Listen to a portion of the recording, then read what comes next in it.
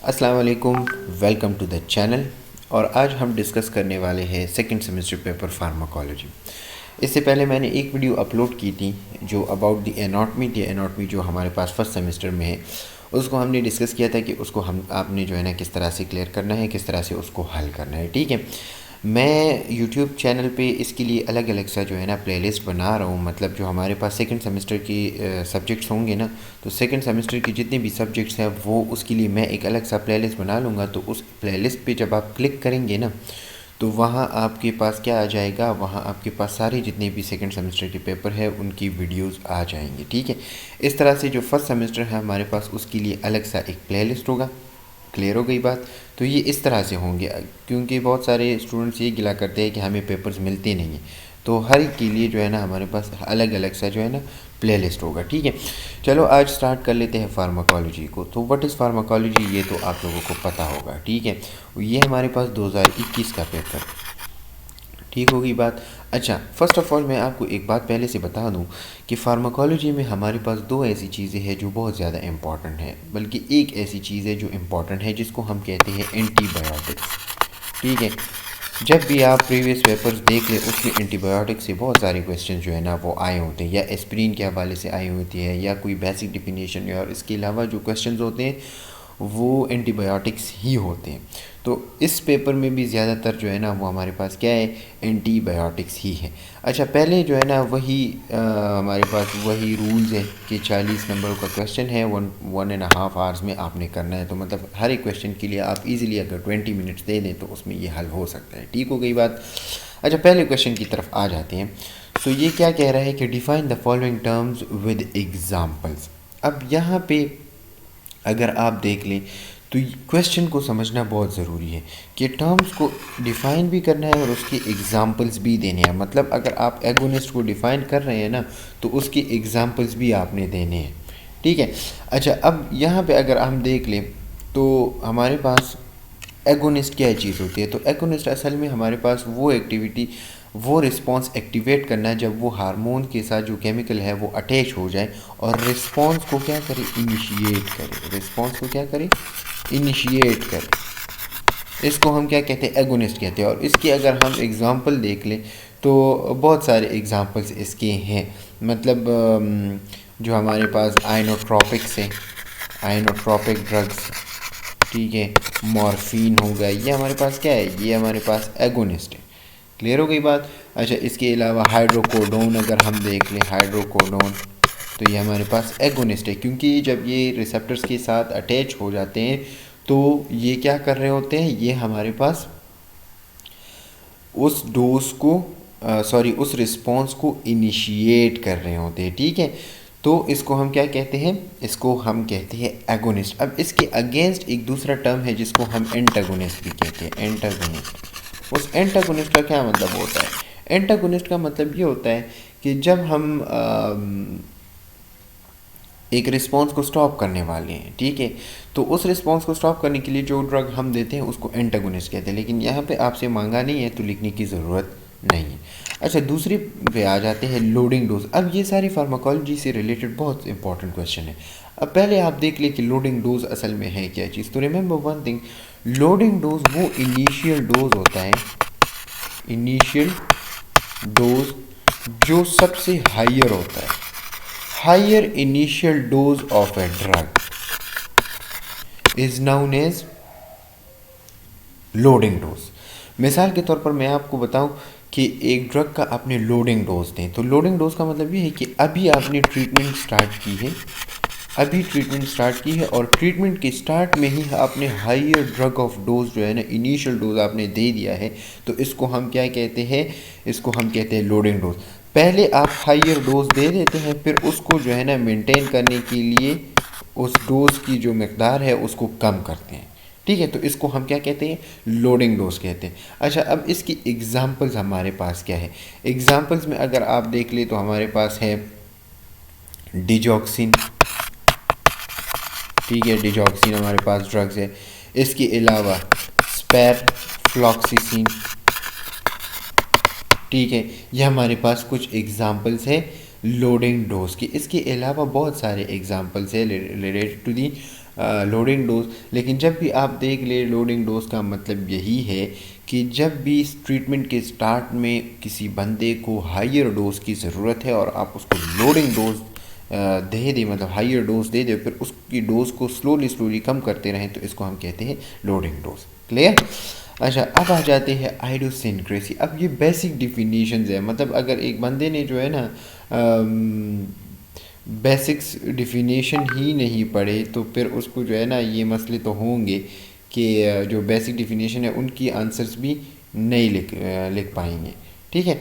सो आइडोसिनक्रेसी का क्या मतलब? अच्छा, इसके अलावा मैं एक और बात आपको बता दूं, इसका मतलब ये नहीं है कि हमेशा यही वाले बेसिक डिफिनेशंस आ सकते हैं। इसके अलावा मिसाल के तौर पर एंटागोनिस्ट भी पूछा जा सकता है। इसके अलावा आपसे जो है ना बहुत सारे बेसिक डिफिनेशंस हैं वो पूछे जा सकते हैं, लेकिन एंटागोनिस्ट, एगोनिस्ट और ये हमेशा आ जाते हैं। ठीक है? अच्छा, आइडोसिनक्रेसी अब किस चीज़ को कहते हैं? तो रिमेंबर वन थिंग, मेडिसिन में हमारे पास आइडोसिनक्रेसी हम कहते हैं कि abnormal physical reaction, abnormal physical reaction by a drug, by a individual to a drug। मतलब अब इसका ये है कि आइडोसिनक्रेसी हम किसे कहते हैं? आइडोसिनक्रेसी का मतलब ये है कि जब भी आप, एक बंदा है, आप उसको ड्रग दे या कोई खुराक दे और उसको जो है ना एलर्जिक रिएक्शन स्टार्ट हो, मतलब एलर्जिक रिएक्शन स्टार्ट हो, फिजिकल रिएक्शन स्टार्ट हो, इसको हम, इसका असल में मतलब ये है unwanted side effects, unwanted side effects. ठीक है? तो ये इसको हम आइडोसिनक्रेसी कहते हैं। ठीक है? मतलब उसकी कोई काज वगैरह मालूम नहीं है, बस वो रिएक्ट जो है ना कर चुका है। अच्छा, इसके अलावा मिसाल के तो अब इसकी जो है ना बहुत सारे एग्जांपल है। अगर हम फिज़िकल एग्जांपल की बात करें तो कुछ लोग ऐसे होते हैं कि वो एलर्जिक टू द एयर होते हैं, एलर्जिक टू द एयर। अच्छा, कुछ ऐसे लोग होते हैं जो एस्प्रीन को जो है ना क्या होते हैं, एलर्जिक होते हैं। आप एस्प्रीन उनको दे दें, वो जो है ना क्या कर लेगा, वो उसको जो है ना रिएक्ट कर पाएगा। तो मतलब एक ड्रग के मुकाबले में आपको रिएक्शन हो जाए, इसको हम आइडोसिनक्रेसी कहते हैं। ठीक है? अब अगर मिसाल के, और ये बात याद रखिए, ये स्मॉल फ्रैक्शन में होता है। स्मॉल फ्रैक्शन का मतलब ये है कि बहुत कम लोगों में ऐसा होता है। क्लियर?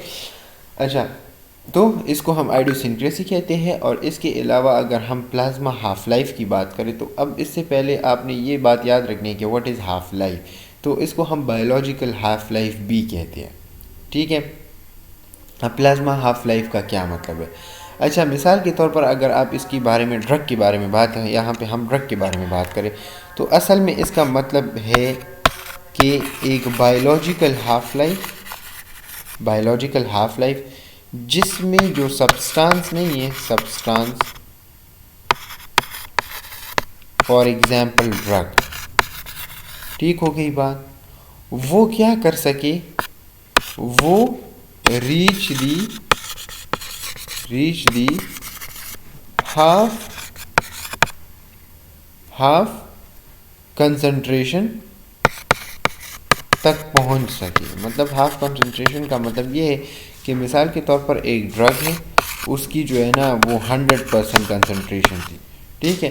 अब 100% कंसंट्रेशन में क्या हो गया है, 100% कंसंट्रेशन में वो मैक्सिममली जो है ना मैक्सिमम पे था और वो 50% तक जो है ना 50% तक वो पहुंच गया। ठीक है?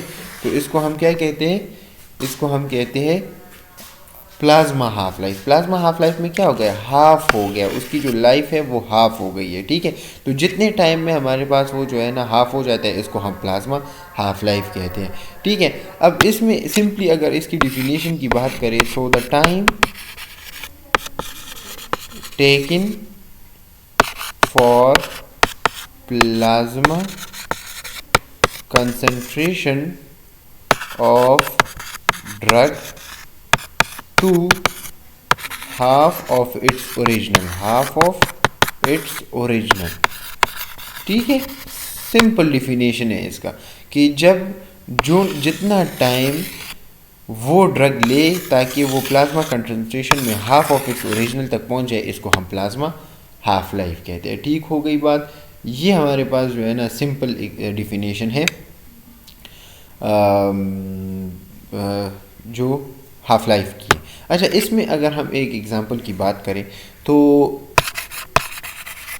एम बी जो है ना ये हमारे पास 2 आवर्स लेता है, ठीक है। इसके अलावा मैं आपको जो है ना एक एग्जांपल दे भी देता हूँ कि प्लाज्मा हाफ लाइफ की जो है ना एग्जांपल्स कौन कौन से हैं। तो इसमें बहुत सारे ड्रग्स जो है ना वो उसकी प्लाज्मा हाफ लाइफ होती है। मिसाल के तौर पर अगर आपसे कोई जो है ना पूछ ले, अच्छा एक इसमें एक और बात भी होती है, how to calculate a plasma half life, ठीक है। तो वो एक खैर अलग सा जो है ना वो है कि किस तरह से जो है ना वो प्लाज्मा हाफ लाइफ को हम कैलकुलेट करते हैं, लेकिन उसकी बात नहीं करते।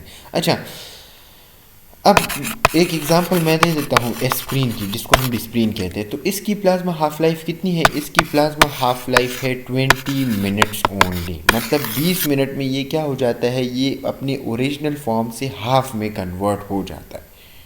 ठीक हो गई बात। इसके अलावा मैं अगर आपको एक और एग्जांपल दूं, तो अभी एस्प्रिन की हमने बात की ना, तो एस्प्रिन क्या कर लेता है 20 मिनट्स में वो हाफ लाइफ उसकी हाफ लाइफ हो जाती है। मतलब अगर वो 100% था तो वो कन्वर्ट हो जाता है 50% में। मतलब वो 20 मिनट में अपना काम जो है ना 50% तक कर चुका होता है। इसके अलावा मैं अगर आपको पेनाडोल की बात करूँ, तो पेनाडोल की हाफ लाइफ कितनी है? पेनाडोल की हाफ लाइफ है 1.5 to 2.5 आवर्स। ठीक हो गई बात। तो ये क्या है, ये इसकी हाफ लाइफ है। मतलब इतने टाइम में जो है ना ये हाफ लाइफ की तरफ पहुंच जाता है। क्लियर? अच्छा, ये तो इसकी कुछ एग्जांपल्स हो गई हाफ लाइफ की, कि हाफ लाइफ हमारे पास क्या चीज़ है और हाफ लाइफ में हम जो है ना किस तरह से डिस्कस करते हैं। इसके अलावा अगर हम एक और चीज़ को डिस्कस कर ले, वो है enzyme induction. So enzyme induction का क्या मतलब है कि वो मॉलिक्यूल, ये असल में एक प्रोसेस है। अब एक प्रोसेस की तरफ आ जाते हैं, ठीक है। एंजाइम इंडक्शन हमारे पास एक प्रोसेस है जिसमें इंड्यूस एक्सप्रेशंस होते हैं, एक्सप्रेशंस इंड्यूस होते हैं, ठीक है। और मतलब असल में इसका ये है कि एक एक्सप्रेशन को इंड्यूस करना, इनिशिएट करना, ठीक है। Initiate a response, initiate an action, या इनहेंस एन एक्शन, ठीक है। मतलब एंजाइम के ज़रिए आप जो है ना एक चीज़ को इनिशिएट कर रहे हैं, उसको आगे लेके जा रहे हैं, तो इसको हम क्या कहते हैं? एंजाइम इंडक्शन कहते हैं। अच्छा, अब इसकी मिसाल के तौर पर हम इसको जो है ना इसकी डिफिनीशन लिख रहे हैं। तो इसकी डिफिनीशन हम किस तरह से लिखेंगे कि मैं यहाँ पे 1 मिनट इस पे लिख देता हूँ कि हमारे पास enzyme inducer is type of drug, ठीक है, which binds to an enzyme, ठीक है, and increase its metabolic activity.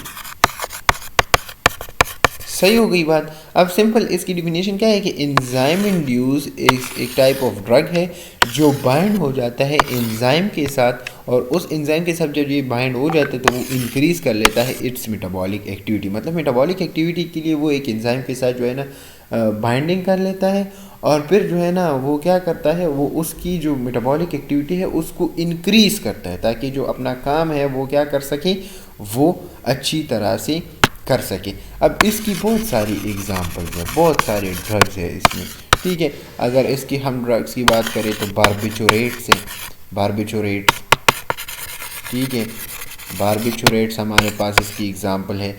इसके अलावा ग्लूटामाइड जो है ना इसकी एग्जांपल है, ग्लूटामाइड, ठीक है। इसके अलावा अगर हम देख ले तो प्राइमेडोन इसकी एग्जांपल है। इसके अलावा जो कॉमन ड्रग है रेफाम्पिन, ये इसकी एग्जांपल है। तो ये सारे क्या करते हैं, एंजाइम के साथ अटैच होकर उसकी एक्टिविटी को एनहांस करते हैं। क्लियर? अच्छा, अब आ जा, ये तो हमारे पास फर्स्ट क्वेश्चन हो गया। तो मतलब अगर आप इसको इस तरह से हल करेंगे तो मतलब कौन जो है ना आपसे मार्क्स जो है ना वो काट सकते हैं, कोई भी नहीं। अच्छा, अब दूसरी क्वेश्चन की तरफ आ जाते हैं। अच्छा, अब डायरेक्टली जो है ना वो क्या हो गए है, टेट्रासाइक्लिन। तो टेट्रासाइक्लिन असल में है क्या, जिस पहले क्वेश्चन में ये जो है ना पूछ रहे हैं कि Contra indication of what, Contra indication of tetracycline. तो मतलब आपको ये पहले पता होना चाहिए कि टेट्रासाइक्लिन है क्या चीज़। तो tetracycline, remember one thing, it is an antibiotic, ये हमारे पास है एंटीबायोटिक, ठीक है। लेकिन इसकी कॉन्ट्रा इंडिकेशन का मतलब ये है कि किन किन ऐसे हालात में आप इसको नहीं दे सकते, ठीक है। रिमेंबर वन थिंग, हम इसको जो है ना डायरिया में नहीं दे सकते, ठीक है, डायरिया में नहीं दे सकते। अगर एक बंदे को लिवर प्रॉब्लम्स है, लिवर प्रॉब्लम्स, ठीक है, तो उसमें नहीं दे सकते। मोस्ट इम्पॉर्टेंट, प्रेगनेंसी में हम टेट्रासाइक्लिन नहीं दे सकते, ठीक है। इसके अलावा अगर किडनी प्रॉब्लम्स है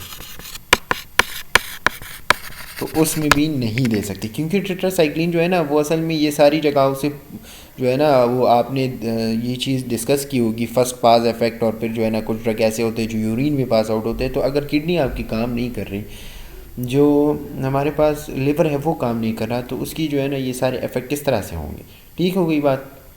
तो ये हमारे पास इसकी कुछ जो है ना क्या है, कॉन्ट्रा इंडिकेशंस है कि कुछ ऐसे हालात होते हैं जिसमें आपने ये वाले ड्रग्स जो है ना इस्तेमाल नहीं करने होते, क्योंकि अगर आप इसको इस्तेमाल करेंगे तो ये आपको और भी नुकसान देगा, ठीक हो गई बात। अच्छा, अब इसमें कभी कभार जो है ना एक और चीज़ भी यहाँ पे है कि जो हमारे पास यंगर देन 8 ईयर्स है ना, जो 8 साल से कम बच्चे हैं, उसको भी हम जो है ना वो टेट्रासाइक्लिन नहीं दे सकते, क्योंकि अगर आप उसको टेट्रासाइक्लिन देंगे तो उसमें जो है ना कुछ इफ़ेक्ट आ सकते हैं।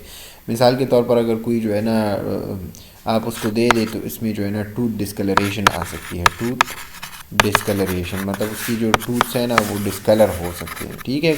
तो ये सारे कुछ इफ़ेक्ट, साइड इफ़ेक्ट्स हैं जो हम इसमें कॉन्ट्रा इंडिकेशंस है जो जिसमें हम टेट्रासाइक्लिन को जो है ना नहीं दे सकते।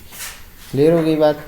अच्छा, इसके अलावा जो हमने प्रेगनेंसी की बात की कि प्रेगनेंसी में हम ये इस्तेमाल नहीं कर सकते, तो इसलिए इस्तेमाल नहीं कर सकते क्योंकि ये हेपेटोटॉक्सिसिटी कॉज करता है।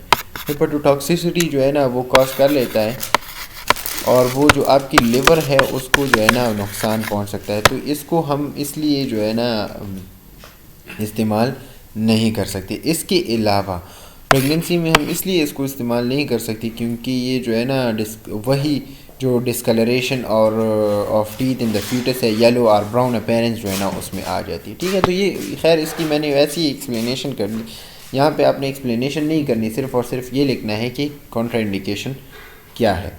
अच्छा, अब दूसरी की तरफ आ जाते हैं। तो साइड इफ़ेक्ट्स ऑफ क्लोरम पिनिकॉल। अब क्लोरम पिनिकॉल क्या चीज़ है, पहले आपको ये पता होना चाहिए। अब क्लोरम पिनिकॉल आप लोगों ने पढ़ा ही होगा, लेकिन किसी ने इतना जो है ना डिटेल से, मुझे पता है किसी ने भी देखा नहीं होगा। क्लोरम पिनिकॉल असल में है एंटीबायोटिक ही, ठीक है, और इसको हम जो है ना बैक्टीरियल इन्फेक्शन के लिए इस्तेमाल करते हैं, बैक्टीरियल इन्फेक्शन के लिए इस्तेमाल करते हैं। ये आई ऑइंटमेंट में भी आता है, आई ऑइंटमेंट नहीं होता, ठीक है। मिसाल के तौर पर अगर आपको कोई जो है ना कंजक्टिवाइटिस हो गई है, कंजक्टिवाइटिस, तो उसमें हम क्लोरम पिनिकॉल इस्तेमाल कर सकते हैं, ठीक है।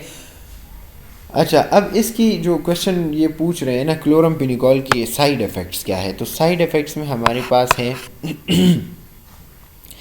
ये हमारे पास एप्लास्टिक एनीमिया कॉज करता है, एप्लास्टिक एनीमिया। एप्लास्टिक एनीमिया किस चीज़ को कहते हैं, जिसमें हमारे पास रेड ब्लड सेल्स की तादाद बिल्कुल कम हो जाती है, उसकी डिस्ट्रक्शन हो जाती है। इसके अलावा यह हमारे पास बोन मैरो ख़राब करता है, बोन मैरो सप्रेशन। अब एक इंटरेस्टिंग सी बात मैं आपको यहाँ बता देता हूँ, जब बोन मैरो सप्रेशन होगी तो यहाँ पे एनीमिया भी कॉज होगा, क्योंकि बोन मैरो क्या करता है, वो जो ब्लड सेल्स है ना उसको प्रोड्यूस करता है, ठीक हो गई बात। तो ये भी ख़राब हो सकता है। इसके अलावा ये हमारे पास हेडेक कॉज करता है, ठीक है, इसके अलावा नौजिया जो है ना वो कॉज कर सकता है, और नाइट मेयर्स कॉज कर सकता है। नाइट मेयर्स ये होते हैं कि आपको जो है ना ख़तरनाक से ख्वाब जो है ना वो नज़र आएंगे। तो ये इसलिए ये इसके कुछ जो है ना साइड इफ़ेक्ट्स हैं। इसके अलावा ये इन्फ्लेमेशन इंटीरोकोलाइटिस भी कॉज कर सकता है। Enterocolitis, inflammation of the small intestine. Clear? तो ये इसकी साइड इफ़ेक्ट्स हैं। अच्छा, अब इसके अलावा आइसोनाजिड की बात कर लेते हैं। तो आइसोनाजिड असल में आप लोगों को पता होगा कि आइसोनाजिड हम किस चीज़ में, टीबी में जो हम इस्तेमाल करते हैं। ठीक है, तो आइसोनाजिड के साइड इफ़ेक्ट्स हमारे पास क्या है? तो इसमें है सडन वीकनेस, आपको सडन वीकनेस जो है ना वो स्टार्ट होगी।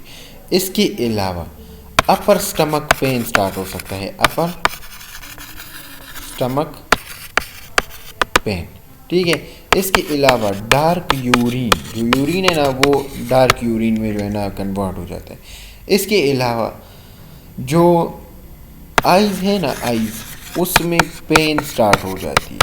और इसके अलावा ब्लरी विजन, मतलब आपकी जो विजन चेंजेस है ना वो भी आ सकते हैं। तो ये इसकी कुछ side effects related to the isoniazid. इसके अलावा लॉस ऑफ एपिटाइट, ये भी एक कॉज है, साइड इफ़ेक्ट है आइसोनाजिड। क्लियर हो गई बात? अच्छा, ये तो खैर वो सारी चीज़ें हैं जिसमें हम जो है ना कोई मतलब वो नहीं करते, इसमें कोई डिस्कशंस ऐसी नहीं है। तो इसलिए मैं जल्दी से आपको बता रहा हूँ कि ये इसमें ये साइड इफ़ेक्ट्स है, ये साइड इफ़ेक्ट्स है। ठीक है, अच्छा अब आ जाते हैं clinical use of the metronidazole. अब मेट्रोनिडाज़ोल क्या चीज़ है जिसको हम फ्लाइजेल कहते हैं। अब आपको पता होगा फ्लाइजेल हम किस चीज़ में यूज़ करते हैं। तो बहुत सारी जो इन्फेक्शंस हैं ना, और अब यहाँ पे आपने क्या लिखना है? आपने यहाँ पे लिखना है कि ये हम इन्फेक्शंस में यूज़ करते हैं, इन्फेक्शंस में। और वो इन्फेक्शन जो कॉज होते हैं ड्यू टू कौन से बैक्टीरियाज? बैक्टीरियाइड्स। ठीक है, इसके अलावा फ्यूजोबैक्टीरिया। ठीक है, या इसके अलावा कोई डेंटल इन्फेक्शन हो, मतलब मुंह में कोई इन्फेक्शन वगैरह हो गई हो, या इसके अलावा कोई बोन इन्फेक्शन हो। अब ये इसकी क्लिनिकल यूज़ है। इसके अलावा कोई गायनी इन्फेक्शन हो। ठीक है, इसके अलावा अगर कोई सिप्टिसीमिया हो। ठीक है, और कभी कभार हम इसको जो है ना रेस्पिरेटरी ट्रैक इन्फेक्शन में भी इस्तेमाल करते हैं। तो अगर आप इतनी सारी यूज़ लिख दे तो 2 नंबरों का जो है ना वो पॉइंट है, आपने 4 पॉइंट्स लिख दिए तो कोई भी आपसे जो है ना नंबर नहीं काटेगा।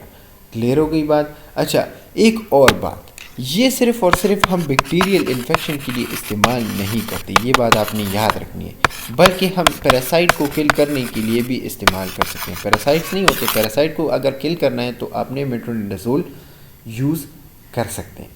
क्लियर? अच्छा, इसके अलावा एक और यूज़ मैं आपको बता देता हूँ कि जो गायनी सर्जरी होती है ना, गायनिकोलॉजिकल सर्जरीज जितनी होती हैं, ठीक है, और जो इंटेस्टीन की सर्जरीज होती है, इंटेस्टीन की सर्जरीज, तो उसमें भी इन्फेक्शन को प्रिवेंट करने के लिए हम मेट्रोनिडाज़ोल लगाते हैं। क्लियर? तो ये चीज़ें आपने याद रखनी है। अच्छा, यहाँ पे ये वाला क्वेश्चन अभी क्या हो गया है? ख़त्म हो गया। अब आ जाते हैं थर्ड क्वेश्चन की तरफ। So what are the different routes of administration. अब अगर मैं ये पेपर हल कर रहा होता ना तो पहले मैं यही क्वेश्चन करता कि रूट्स ऑफ ड्रग एडमिनिस्ट्रेशन हमारे पास क्या है। अब मैं इसको डिस्कस नहीं करूँगा क्योंकि ये इतना बेसिक क्वेश्चन है ना कि अगर आपको ये वाला क्वेश्चन नहीं आता तो मैं आपको गारंटी के साथ बता देता हूँ कि ये जो एंटीबायोटिक्स हैं ना ये आपको नहीं आएंगे, क्योंकि ये फर्स्ट चैप्टर में हमारे पास रूट ऑफ ड्रग एडमिनिस्ट्रेशन। लेकिन चलो मैं खैर इसको तो, जो है ना समरी में आपको बता देता हूँ कि रूट ऑफ ड्रग एडमिनिस्ट्रेशन क्या चीज़ है। रूट ऑफ ड्रग एडमिनिस्ट्रेशन हम जिस तरह से ड्रग को दे रहे हैं, ऑरली दे रहे हैं, इंजेक्टेबल्स में दे रहे हैं, सबक्यूटेनियस दे रहे हैं, किस तरीके से आप जो है ना ड्रग्स को ले रहे हैं। तो इसमें हम जो हमारे पास ऑरल है, ठीक है, इसमें फिर बाय माउथ है, ठीक है, सबलिंगुअल है, सही हो गई। और इसके अलावा जो हम सपोजिटरीज देते हैं, सपोजिटरीज एंड एनीमास, ठीक है, तो ये हमारे पास क्या आ जाते हैं, ये इंटरल रूट्स में आ जाते हैं, इंटरल रूट्स। क्लियर हो गई बात। इसके अलावा हमारे पास है पेरेंटल रूट्स, ठीक है। पेरेंटल रूट्स में क्या है, जो हमारे पास आईवी है, आईएम है, सबक्यूटेनियस है, इंट्राडर्मल रूट है, ठीक है। तो ये हमारे पास किस चीज़ में आ जाते हैं, पेरेंटल रूट्स में आ जाते हैं। इसके अलावा जो स्किन पे लगाए जाते हैं, मतलब अगर कोई ऑइंटमेंट्स वगैरह है, ठीक है, कोई क्रीम है, तो वो भी हमारे पास एक डिफरेंट रूट में आ जाती है, ठीक है। तो इसको आपने इस तरह से डिफाइन करना है। अब यहाँ पे बड़ी, मैंने आपको बताया ना कि मैं अगर इसको हल करता तो मैं पहले क्वेश्चन यही करता। अब इसमें एक सवाल पूछा गया है कि एडवांटेजेस ऑफ सबलिंगुअल। सो इसका मतलब ये है कि आप जो अपने टंग है ना, उसकी नीचे आप अगर कोई जो है ना ड्रग रख दे तो उसकी एडवांटेजेस क्या होंगे। तो अगर आप देख ले इसकी क्या जो है ना एडवांटेजेस हो सकती है, ये तो सिंपल सी बात है कि जब भी आप सबलिंगुअल की नीचे जो है ना सबलिंगुअली ड्रग रखेंगे तो उसकी जो एब्जॉर्प्शन है ना, एब्जॉर्प्शन, ये बात आपने ज़रूर लिखनी है, एब्जॉर्प्शन क्विक होगी, ठीक है, क्विक एब्जॉर्प्शन होगी, ठीक है। और इसमें कोई जो है ना, और ये बात आपने एक और याद भी रख ली कि this route is important in emergencies. जो इमरजेंसी कंडीशन है ना, उसमें हम इसको बहुत सारी जो है ना यूज़ कर सकते हैं, ठीक है। इसके अलावा इमरजेंसी कंडीशन में हमारे पास जो हार्ट अटैक है ना, हार्ट अटैक, उसमें हम यूज़ कर सकते हैं ये वाला जो है ना सबलिंगुअली। क्लियर। तो ये इसके कुछ क्या है, ये इसकी एडवांटेजेस है, वो जो है ना बहुत सारे एडवांटेजेस है। अब इसके अलावा जो एडवांटेजेस है, इसमें ड्रग डिस्ट्रक्शन नहीं होता, डिस्ट्रक्शन। अब ड्रग डिस्ट्रक्शन में हमारे पास मतलब ये है कि मिसाल के तौर पर मैं आपको एक यहाँ पे एग्जांपल दे दूँ कि इंसुलिन नहीं है, इंसुलिन अगर हम उसको ओरली ले लें ना तो स्टमक में हमारे पास वो क्या हो जाता है, स्टमक में वो डिस्ट्रॉय हो जाता है, ठीक है। लेकिन कभी कभार हम जो है ना क्या कर लेते हैं, बहुत सारे ऐसे ड्रग्स हैं जिसको हम सबलिंगुअली ले ले तो उसमें कोई डिस्ट्रक्शन नहीं होता। तो ये इसकी कुछ एडवांटेजेस हो गए। क्लियर। अच्छा, अब आ जाते हैं नेक्स्ट क्वेश्चन की तरफ, और वो है हमारे पास name of anti malarial drugs. अब ये मतलब इससे आसान पेपर हो ही नहीं सकता, क्योंकि ये तो बिल्कुल बेसिक से क्वेश्चंस आए हैं कि मतलब आपसे ये नहीं पूछा गया कि what is the mechanism of anti malarial drug. मैं अगर होता तो मैं आपसे ये ज़रूर जो है ना वो पूछता कि अभी इससे नीचे जो है ना पूछा भी गया है कि मैकेनिज्म ऑफ एक्शन, और ये अच्छी बात है कि ये पूछा जाए, क्योंकि अगर आपको मैकेनिज्म ऑफ एक्शन का नहीं पता तो आप पेपर यार क्या मतलब इसका, ठीक है। लेकिन खैर, अब मैं आपको यहाँ पे एक चीज़ बता देता हूँ। मतलब एक ड्रग तो ऑलरेडी इस क्वेश्चन में गिवन है, ठीक है, लेकिन अगर आप देख ले 5 नेम्स की बात हो रही है तो 5 नेम्स में हमारे पास कौन कौन से ऐसे ड्रग जो है ना वो है। तो उसमें हमारे पास अगर आप देख ले तो मेलारोन है, मेलारोन, ठीक है। दूसरा ड्रग ऑलरेडी जो है ना आपके क्वेश्चन में गिवन है, तो उसको हम जो है ना लिख लेंगे कि क्लोरोक्विन है, ठीक है, क्लोरोक्विन है। इसके अलावा हमारे पास जो है ना मिफ्लोक्विन है। इसके अलावा प्रेमाक्विन है, प्रेमाक्विन। तो ये सारे जो है ना ये सारे हमारे पास आ जाते हैं एंटी मलेरियल ड्रग्स में। इसके अलावा टिफ्नोक्विन है। तो ये 5 ड्रग यहाँ पे जो है ना कंप्लीट हो गए। इसके अलावा अगर हम देख लो इसमें हमारे पास डॉक्सीसाइक्लिन भी है, डॉक्सीसाइक्लिन। क्लियर हो गई बात। तो इस तरह से आपने नाम लिखने हैं और बस बात ख़त्म। क्लियर। अच्छा, अब आ जाते हैं क्लोरोक्विन की, ये क्या बता रहे हैं, mechanism of action. So mechanism of action ये बड़ा जो है ना mechanism of action of chloroquine and their side effects, chloroquine and their side effect. अच्छा, अब आपने यहाँ पे जो है ना क्या करना है, आपने सिंपल और सिंपल जो है ना उस मैकेनिज़्म को डिफ़ाइन करना है कि मैकेनिज़्म में एक्चुअली होता क्या है।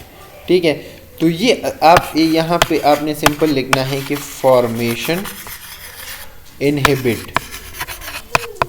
Inhibit formation of हेमोजिन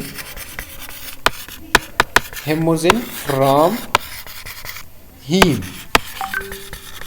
released by digestion of haemoglobin. ये असल मेन मैकेनिज्म है, ये आपने याद रखना है। ठीक है, अब ये क्या होता है जब हीमोजिन की इनहिबिशन हो जाती है ना तो उसकी स्टॉपेज की वजह से वो सारा मैकेनिज्म ऑफ एक्शन जो है ना वो आगे चला जाता है।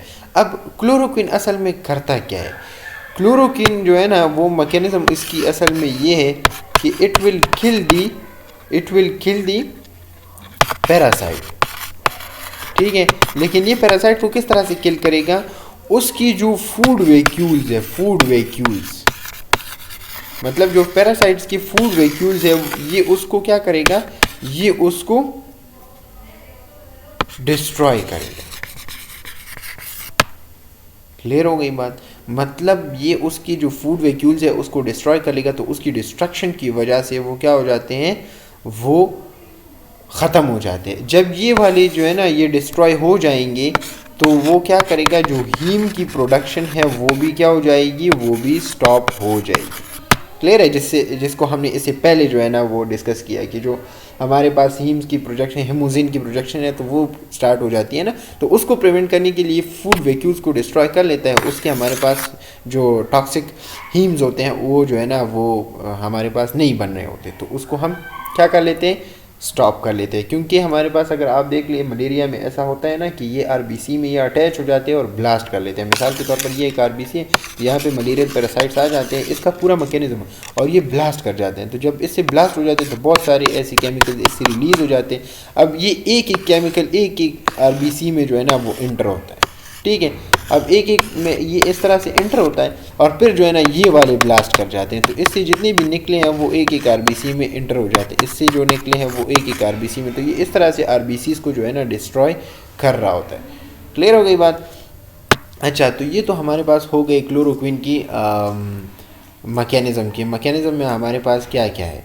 अब इसके अलावा जो हमारे पास साइड इफ़ेक्ट्स है क्लोरोक्विन की, साइड इफ़ेक्ट्स, तो साइड इफ़ेक्ट्स में बहुत सारे ऐसे साइड इफ़ेक्ट्स हैं जो जिसको हमने ऑलरेडी जो है ना डिस्कस किए हुए हैं, जो लेक्चर्स है उसमें हमने डिस्कस किए हुए हैं। लेकिन इसकी जो है ना मेन जो साइड इफ़ेक्ट है जो क्लोरोक्विन की है वो आइस पे है, आइस पे।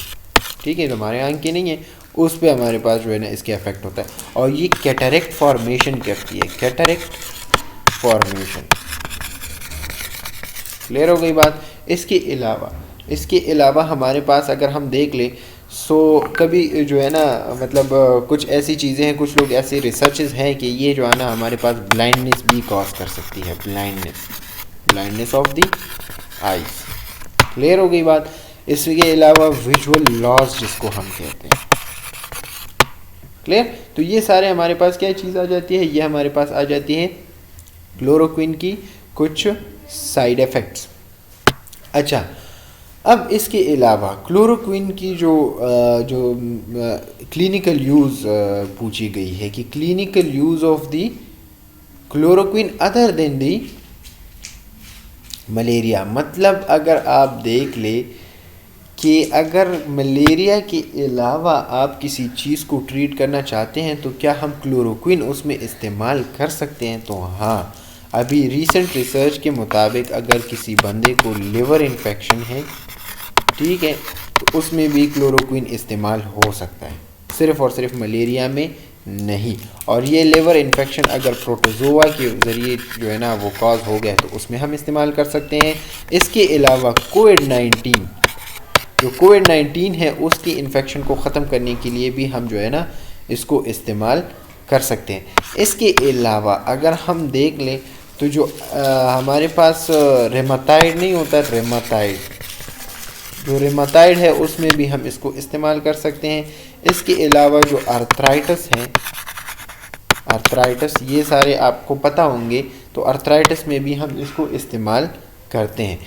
इसके अलावा अगर आप देख लें तो एमीबियासिस नहीं होता, एमीबियासिस जो इन्फेक्शन है उसमें भी हम इसको इस्तेमाल कर सकते हैं। तो अब यहाँ पे हम मलेरिया के लिए इस्तेमाल नहीं करते, अदर देन द मलेरिया जो है ना हम इसको इस्तेमाल कर रहे हैं। ठीक हो गई बात।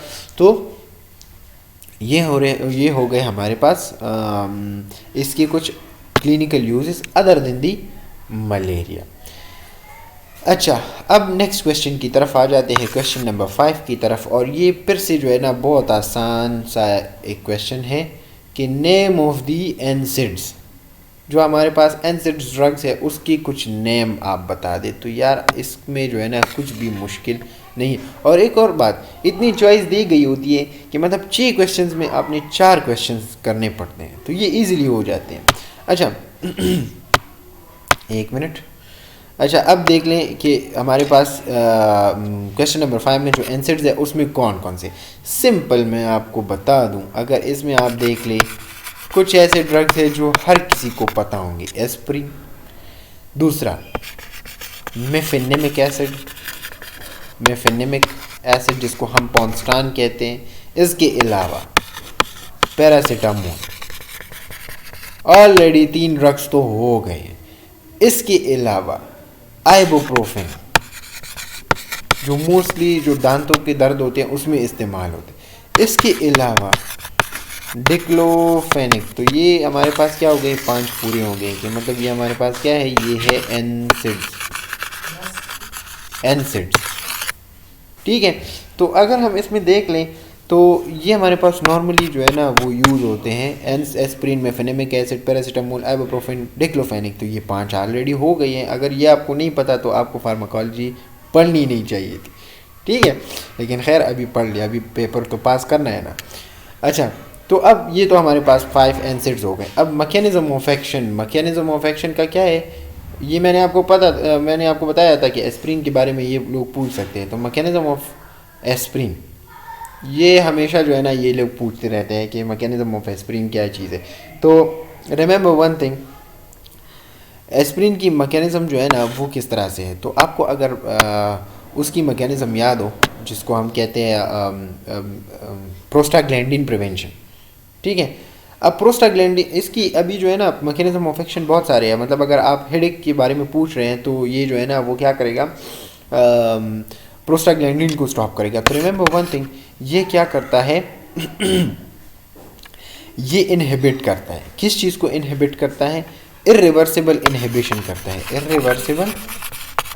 Irreversible inhibition. ठीक है। और ये हमारे पास कौन सी चीज़ को जो है ना इनहिबिट करेगा, COX-1 इनहिबिटर है। ठीक है, COX-1 इनहिबिट करेगा। अब COX क्या करता है, ये प्रोस्टाग्लैंडिन को जो है ना प्रोस्टाग्लैंडिन को प्रोड्यूस करता है। ठीक है। तो हमारा मेन काम होगा प्रोस्टाग्लैंडिन को स्टॉप करना। जब प्रोस्टाग्लैंडिन स्टॉप हो जाएंगे तो उसकी वजह से जो दर्द है वो ख़त्म हो जाएगा। ठीक है।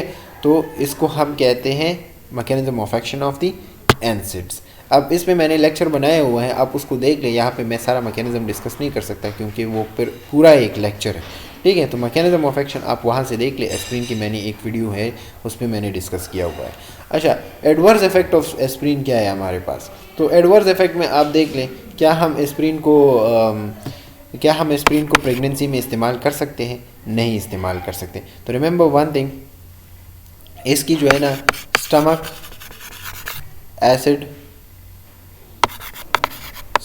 Acid secretions. ठीक है। इसके अलावा हमारे पास इरिटेशन कॉज कर सकता है, इरिटेशन ऑफ स्टमक। क्लियर है।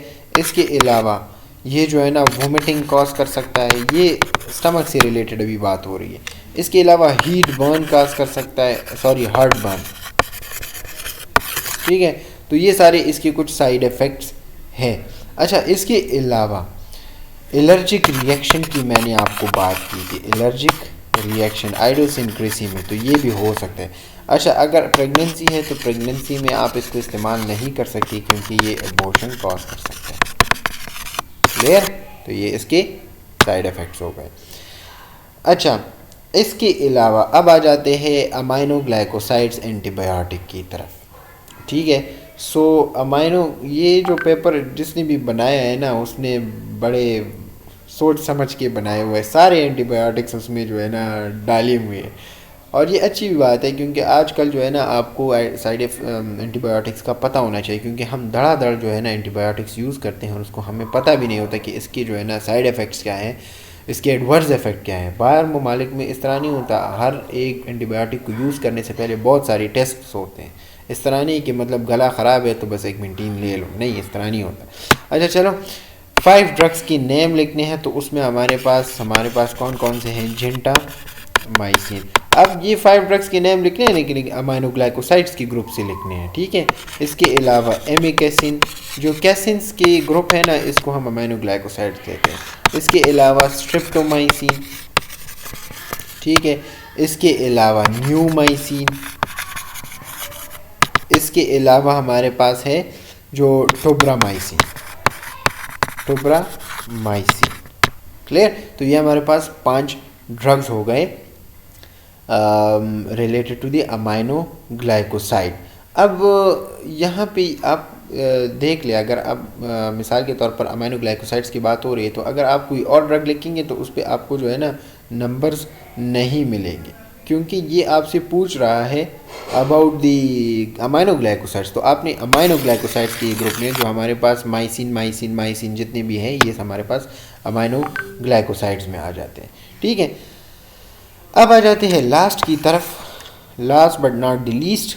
इसमें हमारे पास है थेरेप्यूटिक यूजेस ऑफ जिंटामाइसिन। अब जिंटामाइसिन हमारे पास कौन कौन से ऐसे जो है ना कंडीशंस में इस्तेमाल होता है, ठीक है। तो रिमेंबर वन थिंग, फर्स्ट मैं आपको बता दूँ, ये हमारे पास सीरियस इन्फेक्शंस में इस्तेमाल होते हैं, वो इन्फेक्शन जो ख़तरनाक होते हैं और बहुत ज़्यादा होते हैं, ठीक है। इसके अलावा अगर हम बैक्टीरियाज़ की बात करें, तो कौन कौन से ऐसे बैक्टीरिया है जिसमें हम इसको इस्तेमाल करते हैं? तो ई कोलाई की इन्फेक्शंस में हम इसको इस्तेमाल करते हैं, क्लेप्सिला की इन्फेक्शंस में हम इस्तेमाल करते हैं, ठीक है। इसके अलावा जो हमारे पास एरिजिनोज़ा है, एरिजिनोज़ा, उसमें भी हम इस्तेमाल कर सकते हैं। इसके अलावा जितने भी बैक्टीरियल इन्फेक्शंस हैं ना, उसमें हम इसको इस्तेमाल कर सकते हैं, ठीक है। अब यहाँ पे जब भी मैं आपको बता रहा होता हूँ ना कि थेरेप्यूटिक यूजेस, तो थेरेप्यूटिक यूजेस में बहुत सारी डिजीज़ आ सकती है, लेकिन मैं डिजीज़ की बात नहीं कर रहा, मैं बैक्टीरिया की बात कर रहा हूँ, क्योंकि हम बैक्टीरियल की बेस पे एंटीबायोटिक जो है ना एडवाइस करते हैं। और बैक्टीरिया का हमें किस तरह से पता चलता है? कल्चर की ज़रिए। तो आप पहले कल्चर करेंगे, फिर उसके बाद आपको पता लगेगा, फिर उसके बाद आपने जो है ना क्या करना होता है? एंटीबायोटिक्स देने होते हैं, क्लियर। तो ये जो है ना, ये therapeutic uses of the gentamicin है। इसके अलावा अब दूसरा हमारे पास क्या पूछा गया है कि side effects of the gentamicin. तो साइड इफ़ेक्ट्स में अगर आप लिख लें कि pain in the stomach, clear. इसके अलावा बैक पेन कॉज कर सकता है, ठीक है। Tarry stool, black and tarry stool cause कर सकता है। इसके अलावा ब्लड इन यूरिन भी कॉज हो सकता है। विजन की जो है ना कुछ मसाइल आ सकते हैं, तो विजन क्या हो सकता है? ब्लर हो सकता है, ठीक है। तो ये सारे इसकी जो है ना कुछ साइड इफ़ेक्ट्स हैं। अब सीरियस साइड इफ़ेक्ट्स की तरफ अगर हम आ जाए, तो इसमें हमारे पास लॉस ऑफ हेयरिंग आ सकता है, मतलब आपकी जो हेयरिंग मैकेनिज्म है वो ख़राब हो सकती है, ठीक है। और ringing in the years, ringing and buzzing sounds in the years, clear. तो ये हमारे पास कुछ साइड इफ़ेक्ट्स हो गए हैं जेंटामाइसिन। तो हमारे पास जो क्वेश्चन है वो ख़त्म हो गए हैं। अगर मैं आपको बताऊं ना कि अगर मैं होता तो हमारे पास मैं कौन कौन से ऐसे 4 को सेलेक्ट करता, तो फर्स्ट ऑफ ऑल मैं ये वाले ही करता, ये जो बेसिक्स हैं ये इसको मैं अटेम्प्ट करता, ठीक है। इसके अलावा दूसरा जो मेरा क्वेश्चन होता वो है different routes of administration. Remember one thing, paper में आपने जो है ना चालाकी नहीं करनी, बस जो आता है वही लिखना है। ये ना करे कि ये भी मुझे आता है, ये भी मुझे आता है। जो आपको सबसे अच्छा आता है वो पहले करे बाद में करे, जो भी करे, लेकिन वही करे जो आपको सबसे अच्छा आता है। क्लियर है? दूसरा मैं ये क्वेश्चन करता। तीसरा मैं आपको बताऊं, ये वाला, ये जो हमारे पास है, ये जो क्वेश्चन नंबर 5 है कि नेम्स ऑफ द एसिड्स और एस्पिरिन की बात कर लें, ठीक है। और चौथा मैं अगर क्वेश्चन करता ना तो वो मैं ये वाला क्वेश्चन करता, क्योंकि ये सेम मैकेनिज्म में आ रहे हैं, सेम। इसमें भी नाम का पूछा गया है और उसके इफ़ेक्ट्स, यहाँ पे भी नाम और उसके इफ़ेक्ट्स, यहाँ पे भी जो है ना वो तो खैर एडमिनिस्ट्रेशन की बात हो रही। तो ये दोनों बिल्कुल फर्स्ट चैप्टर से हैं। इन दोनों की जो है ना मैकेनिज्म और जो सारा जो तरीका है वो बिल्कुल सेम है। तो अगर आप देख लें ये वाले दो जो है ना, ये दो बिल्कुल सेम ही है। एक मिनट, ये दो बिल्कुल सेम है। क्लियर है? और ये वाला और जो ऊपर है ना ये वाला, ये हमारे पास क्या है, ये बिल्कुल फर्स्ट चैप्टर से है। तो मुझे क्या ज़रूरत है कि मैं इसमें जो है ना एंटीबायोटिक्स में लिख लूँ कि टेट्रासाइक्लिन और क्लोराम्फेनिकोल और एडवर्स इफेक्ट्स और क्लिनिकल यूजेस ऑफ मेट्रोनिडाजोल, इसकी ज़रूरत ही नहीं। हाँ, अगर आपको रूट ऑफ एडमिनिस्ट्रेशन नहीं आता और ये वाला क्वेश्चन आपको आ रहा है तो फिर ज़रूर लिख लें, मैं ये नहीं कह रहा, लेकिन मैं अपनी बात कर रहा हूँ कि मुझे इसकी ज़रूरत ही नहीं पड़ेगी। मैंने 40 मार्क्स लेने हैं तो 40 मार्क्स मैं 4 क्वेश्चन से ले सकता हूँ। कोई ज़रूरत नहीं है कि मैं जो है ना एक्स्ट्रा एफिशिएंसी शो करूँ, ठीक है। तो इस तरह से आपने इस पेपर को हल करके कोई भी आपसे कोई जो है ना मार्क्स नहीं काटेगा। क्लियर हो गई बात? इंशाल्लाह ये तो फार्माकोलॉजी की पेपर्स हो गई। मैं पेपर्स को थोड़ा सा डिस्कस करके उसकी एमसीक्यूज़ की तरफ भी आऊँगा। जो एमसीक्यूज़ नहीं है उसको भी हम डिस्कस करेंगे, लेकिन स्लोली पहले मैं क्वेश्चंस को ख़त्म कर लूँ, फिर उसके बाद जो है ना एमसीक्यूज़ पे बात कर लेंगे, क्योंकि एमसीक्यूज़ तो ऑलरेडी सॉल्व होते हैं तो उसमें कोई इस तरह डिस्कशन की ज़रूरत नहीं होती। बहुत सारे लोग इसमें बहुत ज़्यादा मार्क्स जो है ना उसकी कट रहे होते हैं, क्योंकि कुछ हम अच्छी तरीके से लिख नहीं रहे होते। एमसीक्यूज़ तो हो जाते हैं, एमसीक्यूज़ में तो सॉलिड मार्क्स है या ठीक या गलत, लेकिन यहाँ पे जो है ना इसमें तरीके से मार्क्स लेने पड़ते हैं, ठीक है। तो इंशाल्लाह मैं जो है ना इसको अभी अपलोड करूँगा तो आप लोग देख लें। इसके अलावा जो है ना फर्स्ट सेमेस्टर, सेकंड सेमेस्टर और थर्ड सेमेस्टर की भी मैं करूँगा, सारे मैं कवर करने वाला हूँ। लेकिन एमसीक्यूज़ को हम बाद में करेंगे, पहले ये क्वेश्चंस जो है ना थोड़े से हो जाए, फिर हम एमसीक्यूज़ को जो है ना डिस्कस करेंगे, ठीक है। तो इंशाल्लाह नेक्स्ट लेक्चर में मिलेंगे, तब तक के लिए इजाज़त दें। अस्सलाम वालेकुम।